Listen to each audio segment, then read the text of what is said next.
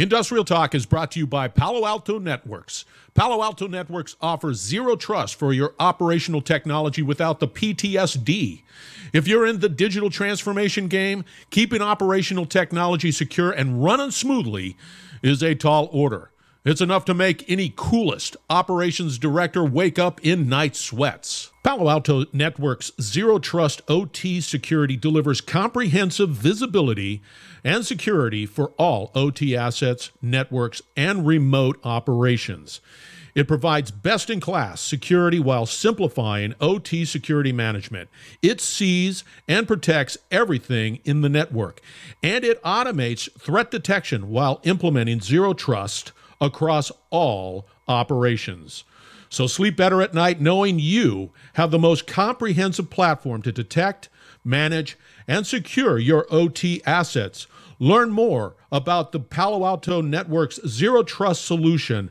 Go out to PaloAltoNetworks.com. That's PaloAltoNetworks.com. Find out more. You will not be disappointed. Welcome to the Industrial Talk Podcast with Scott McKenzie. Scott is a passionate industry professional dedicated to transferring cutting-edge, industry-focused innovations and trends while highlighting the men and women who keep the world moving.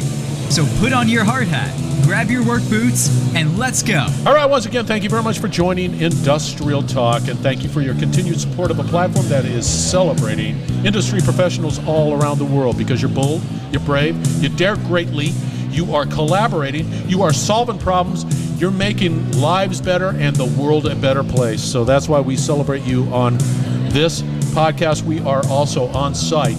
This is the Accruent Insights at what is this? What's this? The Gaylord. Gaylord, gosh, at the Gaylord, and it is it's a big place. It's a big place.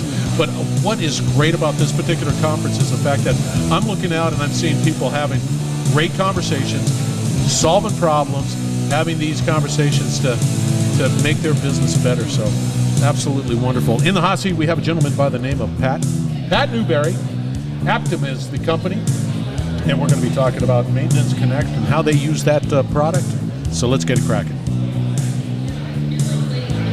Pat, how are you doing? I'm doing okay. Having a good conference? It has been a great conference. How long have you been with Aptim? I've been with Aptim for 26 years. Shah! Yeah.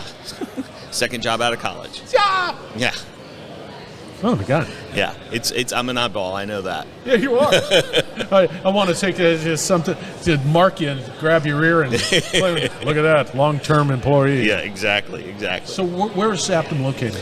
We're located all over, but our headquarters are in Baton Rouge, Louisiana, and I'm out of Denver, Colorado.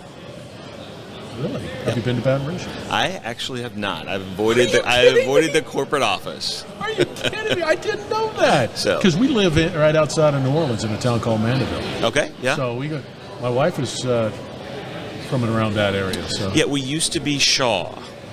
Oh, yeah. So if you know Shah, that's what we used to be a long time ago. I had history with Shah. Yeah, Shah Environmental and Infrastructure is what we used to be. I didn't know that. 2 companies ago. So I originally was Stone & Webster. Yes. Went through Shah. Stone & Webster, because Stone & Webster, yes. So the pedigree was Stone & Webster right out of my second job out of school. Yes. And then we transferred and we got bought by Shah, and then Shah became a Shah E&I. CB&I then bought us. Yep. And then CB&I went under, and they sold our part off and went back to Aptim. Did it go under? It did. Yep. And then Chicago Bridge and Iron is no more. I didn't know that. Yes. They were around forever. They've been around for, it's what crazy. Happened? Bad management. McDermott bought them. Oh, McDermott. Yep, and then they disappeared, CB&I. I don't know exactly what happened, but it was after they kind of partialed us off and put us in a venture capital firm, and that's where we are. So oh, gosh. Now we're rolling. So before we get into the conversation about what you do, give us a little background on who you are. Original training is a mechanical engineer. Grew up in Arkansas.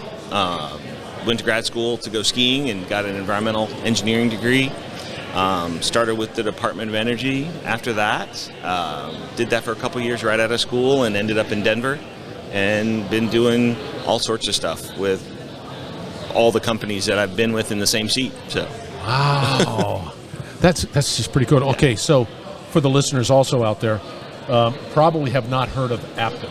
No, probably have not. We're kind Tell of a us a small little firm. bit about what that company is. Yeah, so Aptim, largely government consulting.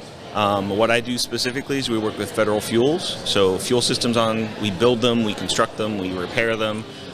My job is to do all the maintenance for select locations. But Aptim also does coastal restoration.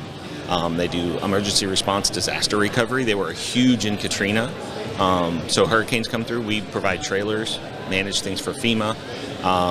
We do laboratory management, environmental cleanup, nuclear decommissioning of ships, all sorts of things. Wow. It is a conglomeration of some really interesting folks. Yeah, how many people? I think we're in the 3,000 range. You're doing all that with 3,000? I think. And lots of good relationships. That's pretty cool. All right. It's pretty amazing. So we've got maintenance connection. You are, what's your title? I'm a program manager for our recurring maintenance.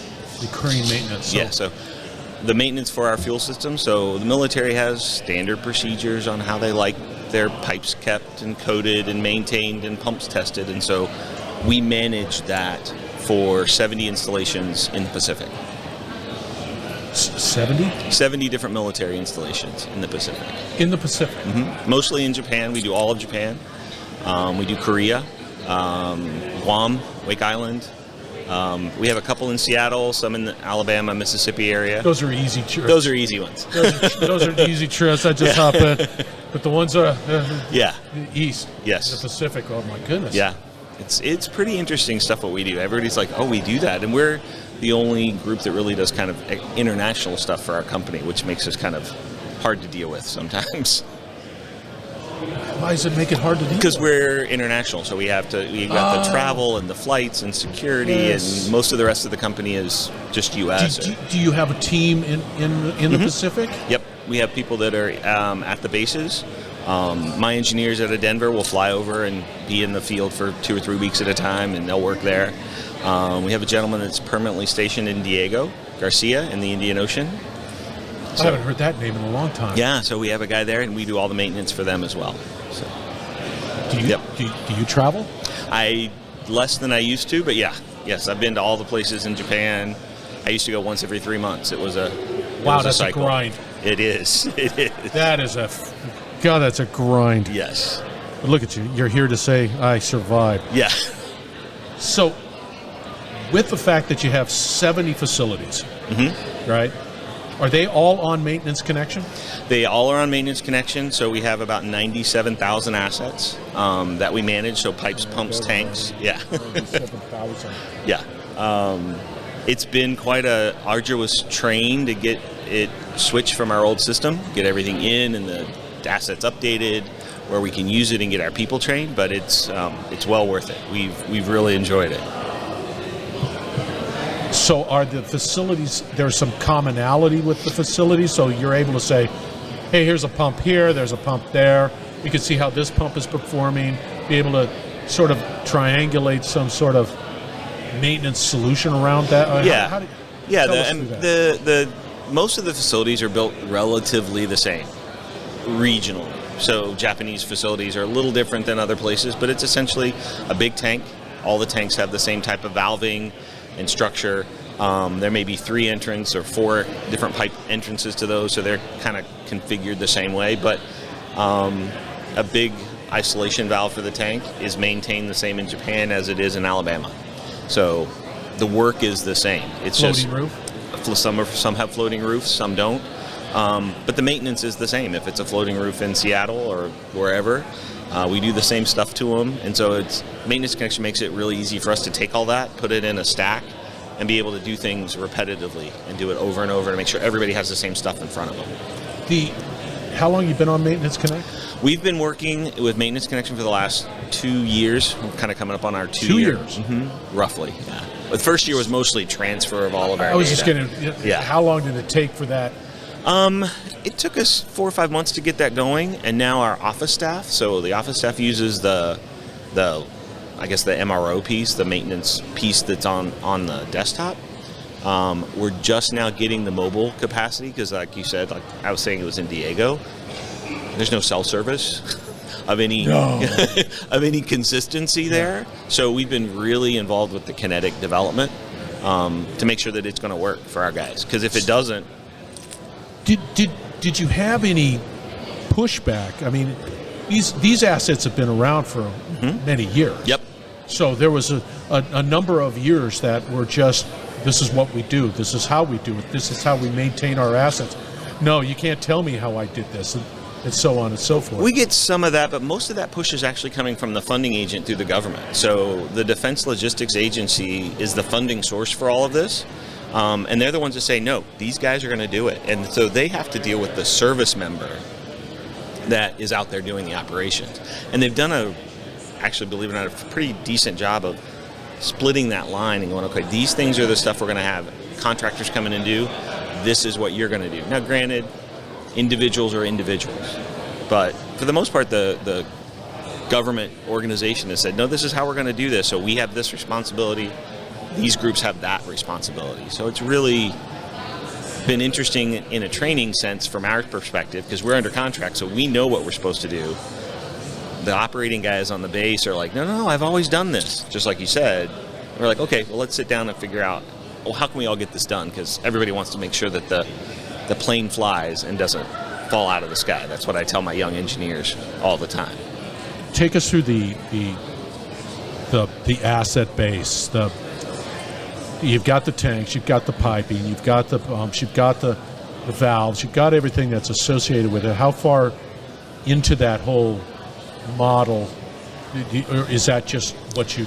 Well, we go through and, like, when we win a new contract, we have a new site that we haven't been at. We usually send a team of 4 to 5, depending on how large it is, to do a full inventory. And they go out for 2 or 3 weeks at a time with iPads, and they're counting valves, and they're measuring what the makes and the models are. And we have a relatively unique set of about 150 classifications, which is a term in maintenance connection, that we count. So we'll count a fire protection system that supports the tanks, the fueling system, but we won't count every valve. We'll just say that's the fire protection, because that's all we have. We just have to make sure it's painted, make sure it works. But when I look at the valving system, I'm talking about a 2-inch valve and then the next valve, and so I'll count very detailed if it holds fuel. So we call it our wetted surface approach. And so that inventory is really kind of our base point, and if we don't get it right, all of our maintenance down the road doesn't work. And Maintenance Connection does all of that for us. We come out to do a quarterly event and do quarterly inspections. We just have Maintenance Connection query the assets, generate the work orders, and I give a big stack to my guys in the field through their iPads. There had to have been an evaluation of a platform. There are plenty of platforms. Why Maintenance Connect? The biggest seller was it was nimble. They were working on an offline mobile app when we first purchased it a couple years ago, which is Kinetic, and we've been working with them very closely to make sure it's working and what we need and it's going to meet all our expectations. When we originally started doing this maintenance jobs back in 2012, our very first contract when we didn't know what we were doing, our IT group and our software folks said, let's go use Maximo. And we did. We put the assets in Maximo, but I couldn't use it. I couldn't make it work. It was too, I use the word heavy for what we were doing. Yeah. It was just too big. And I couldn't manipulate it and do my reporting and be very quick with reports that the government would ask me for. So we used that for a while, figured out that was not going to do, and I had to move to something. So while we were all at home in COVID, we took all the data out and put it in SharePoint and kind of hang on to it, and got a little inspection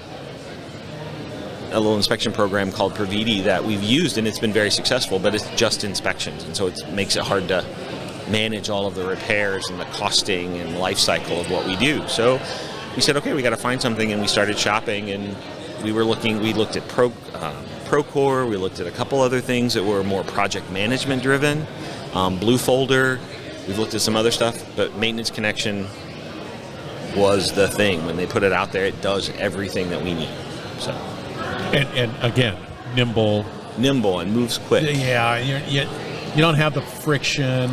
You know, you can sort of that intuitive capability of like, okay, I get it. Yeah, and we could manipulate. It was flexible enough that we could manipulate it away from just a standard facilities maintenance program, which is what it was designed for. And we have talked to guys. That's one of the great things about the conference. I've talked to some of the people that are truly facilities maintenance guys, and they use it, and it seems very simple, and it's like an old tennis shoe. It fits well. I've had to take that shoe and break it in and twist it and paint it and make it look a little different than what it does normally, but it wasn't that hard. I just had to think about it a little harder at the beginning. And now once we got it going, everybody's very happy with it. My team loves it. With that said, you've had this journey into sort of how to a solution, a platform for managing your assets. What were the benefits associated with that common platform? What were the benefits? Some of the benefits that my engineering staff, because our engineers do all of the heavy lifting for us, and so they can see the data on the asset quickly. We can be consistent and common, whereas in Maximo they couldn't see it because it's too heavy. They couldn't find the thing. But now I have photos and documents for that asset. They can see what's wrong. So when the airman calls my service order engineer and says, "Hey, my valve is broken," he can go, "Well, where is it? Can you give me a number? If we've stamped it," some of our valves have stamps on it. "If you stamped it, can you give me that number, or give me your number," that they call it. They can pull it up in the system. They see a picture, maybe multiple pictures, all the work orders that have ever been done on that, every inspection. They can see it like instantaneously while the guy's on the phone and go, "Oh, okay, now I know what's wrong. Now I can give you a solution, and I can make this work, and I can give you a service order, and we can get this thing fixed." Where do you see it going? Our next big push for us is to get our 3D scanning. We do a 3D scanning, and we want to get those things connected so that not only can he see it by picture, he can go to our 3D scan, and I can see it. And he goes, "Oh, that's my valve." Now I can see not only is it just my valve, but now it's at height, or it's in a box, or I can't really get it in there because it's a 500-pound valve, and I got to lift a crane into the containment to lift the valve out. They can do all that without having to. They just know what it looks like and not have to go there. And all my travel goes down. So I don't have to send them and ship them and fly them everywhere all the time. It's exciting stuff. You're awesome. Well, I enjoyed that conversation a lot. We do some interesting, a lot of different stuff than what they did here. How do people get a hold of you? They can give me an email, george.newberry@aptim.com, or cell phone is our cell phone, 303. You're out on I am, but I don't use it that much, but I am out there. Okay, email it is. Email's the best. All right. You're wonderful. Thank you very much for you. saying yes. All right, listeners, we're going to have all the contact information for Pat, a.k.a. George, out on Industrial Talk. So fear not, you'll be able to contact him with no problemo. All right, we're going to wrap it up on the other side. Thank you very much for joining. We will be right back. You're listening to the Industrial Talk Podcast Network.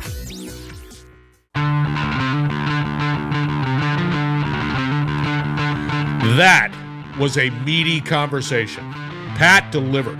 That I enjoyed the fact that it was maintenance and asset management in action. Real, on the ground maintenance and reliability and asset management right there, dealing with fuel systems all around the world. Very cool. Re-listen to that one. That's really good. All right, we're building a platform, as I continue to say all the time. This platform is dedicated to amplifying your voice, your industrial voice. It is necessary. We need you to succeed. Reach out to me. Go out to Industrial Talk. Click, let's collaborate, let's talk, let's have a conversation. Because it's important that we continue to educate, we collaborate, and of course we continue to innovate. As you can tell by Pat, there's a lot of innovation going on out there. And you know what causes some great, concern is the confusion. Let's just demystify. Be bold, be brave, dare greatly. Hang out with Pat. Change the world. We're going to have another great conversation coming from Accruent shortly.